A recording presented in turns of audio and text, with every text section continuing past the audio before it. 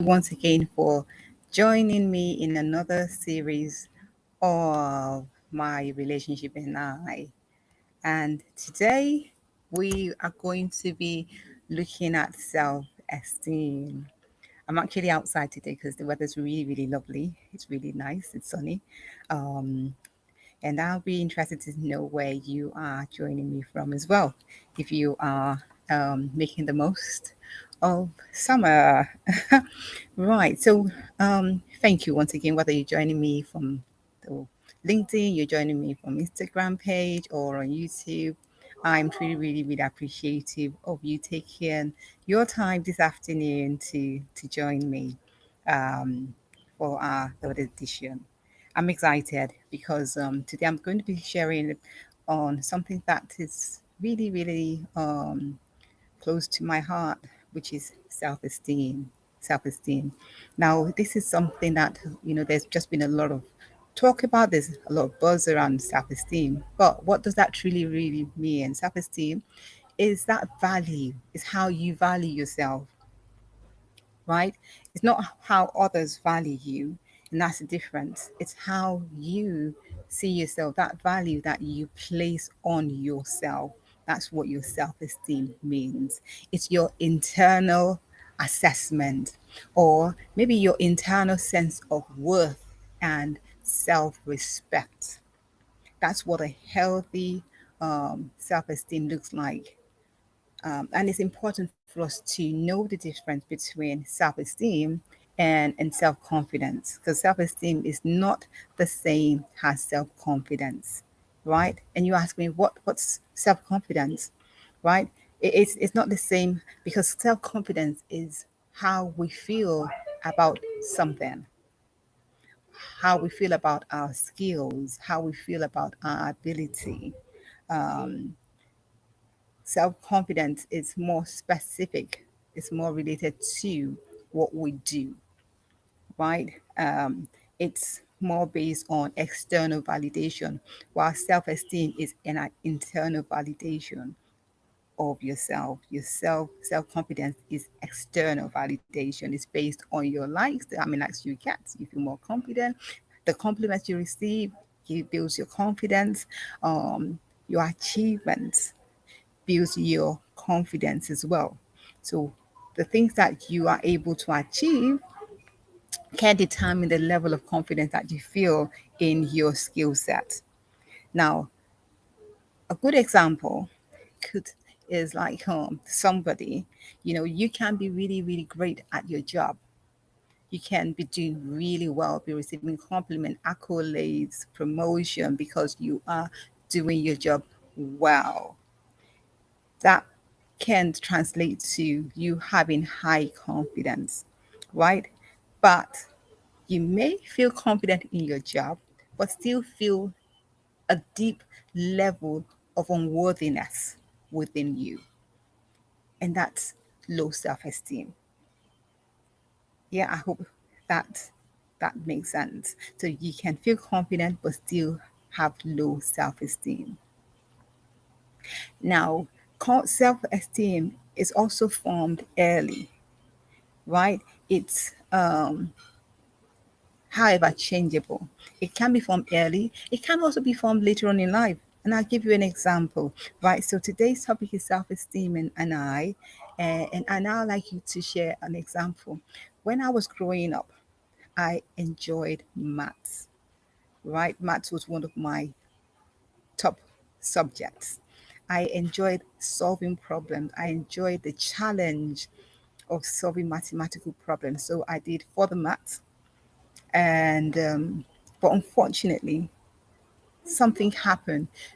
Before I even tell you what happened, I enjoyed it that much that so I did my high school in Nigeria, and my dad registered me to do my equivalent of the GCSEs, SSC early.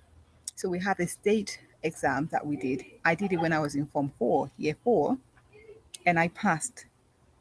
And I did my GCSE a year earlier as well in Year 5, and I passed. So I was like really, really excited. But my dad's one of those dads that, yes, you've done it. He just wanted you to have the experience. You will still need to do the same exam with your mates. So I still did it with my mates and stayed back and did my SSC in my SS3 class, which is the equivalent of year six. Um, and of course, I passed. But life happened when I then crossed into uni. So I went into uni. I didn't. What happened? I fell ill in my first year in uni. I fell really ill, and it changed a lot of things. So I wrote my exams and I did not do well. And this incident happened repetitively. Every time I want to write an exam, I would forget everything I learned, and it affected how I saw myself. I began to think that there's no way I'm going to write an exam and pass. I was studious, I was always in class. I didn't party, I didn't do anything that would distract me, but I still struggled heavily in the area of my academics, and it affected my countenance and how I carried myself all through uni. And it did not stop there. I graduated from uni, I had to repeat a class. I graduated and I still began to look at myself that I'm not good enough. That idea, the mindset of from you're not good enough, from you can't write an exam, from you can't do an interview, from you can't, it held me bound. I was stuck for a long period. And honestly, at that stage of my life, if you had told me that I would be working with people, helping them in this area, that's just nothing that I saw coming at all. Right? So it can happen. So you can have self-esteem as a result of childhood trauma. You can you can form low self-esteem as a result of illnesses, as a result of setbacks. You've started a business and your business isn't doing well, and you can see your mates, your friends doing well. You would even tell them what to do. They will apply the same techniques and strategy, and they will do well. you know and you just begin to feel that, "Ugh, maybe I'm not worthy, maybe I'm a failure." All these thoughts, they feed into the worth and value that we place on ourselves, so much so that even when opportunities come knocking, the self-doubt that you have would hold you back so badly. you know and these are real things. However, the good news is it is changeable. But and that's why I'm here, to encourage someone that no matter how you feel about yourself, no matter how the worth that you have about yourself may be low, it is changeable. Okay. Now, self-esteem also, it can take the form of, well, childhood trauma, like I've shared with you. How we see ourselves, the family dynamics as well, the family that we come from, the things that you have been told over time. Like last week, we talked about core beliefs. Your self-esteem also can be formed through the various family dynamics that you grew up in, your school, maybe the friendship groups or circles that you belong to, can cause you to have low self-esteem, especially if unfortunately you've experienced um, bullying. If you have been bullied as a child, it can affect how you look, because you begin to look at yourself as less important than all the other kids in school, right? So these are some of the things that affect our esteem. Again, it's not fixed. With awareness and being intentional, putting some intentional efforts in place, it can definitely grow and improve with time, right? Um, Somebody who was constantly, yeah, I've mentioned that if you're being criticized as well.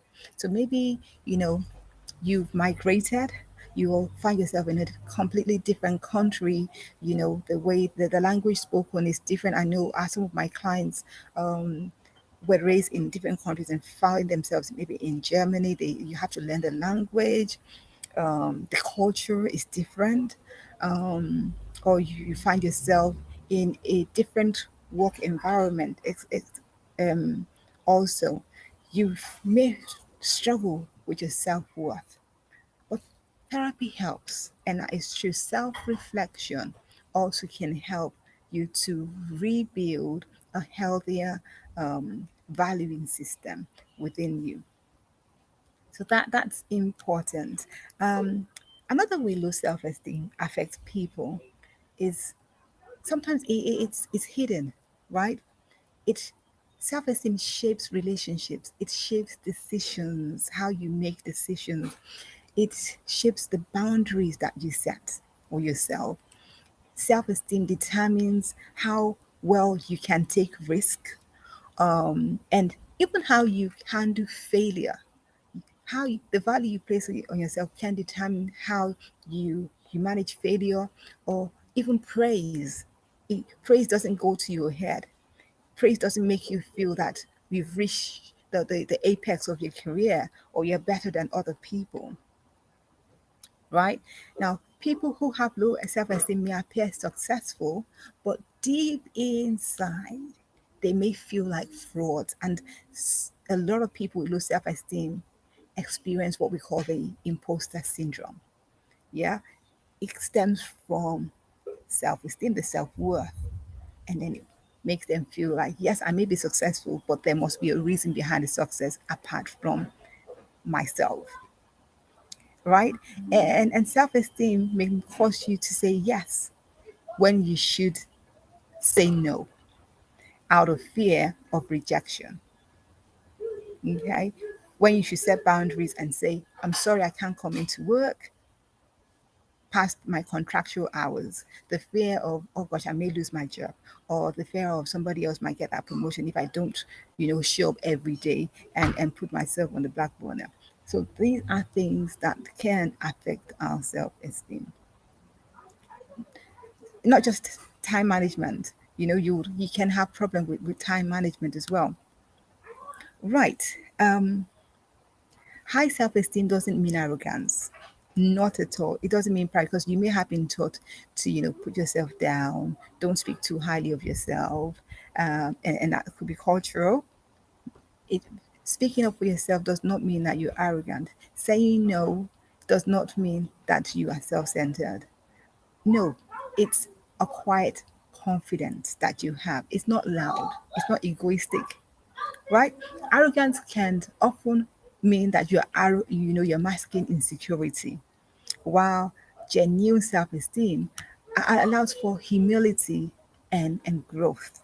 I hope you guys are taking one or two things away. I want you to introspectively think of what's going on in your own life. Where are the things that you feel you can do things a little bit differently and grow in your self-confidence and in your self-esteem? Yeah. Somebody with a healthy self esteem can admit their mistakes without crumbling, without the fear of judgment. That's what a healthy self esteem looks like. That you can say, oh, I made that mistake, not try and cover up, not try and make yourself look better than you actually are. Because it's a worthy thing to be honest and to be truthful. Now the sun was shining just before I came out, and now it looks like there's a lot of clouds. So I'm possibly just going to wrap this up quickly today, but my encouragement is that one or two things have been learned today. Self esteem, before I go, requires maintenance, like physical health, just like fitness.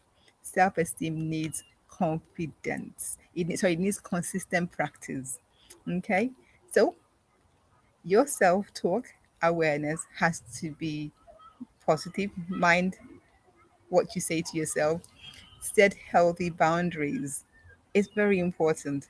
Celebrate the progress that you make. It's not perfection, but progress. Challenge any negative beliefs that you may have. And I would ask you to listen to last week's episode. to help you. If you don't work out frequently, you won't develop the apps that you need or the physique that you need, or even you won't have that, um, you won't be as fit as you want to be. It's the same thing with your self esteem. Okay, so it's not just a one time practice, it's something that we have to be conscious that we do regularly, right?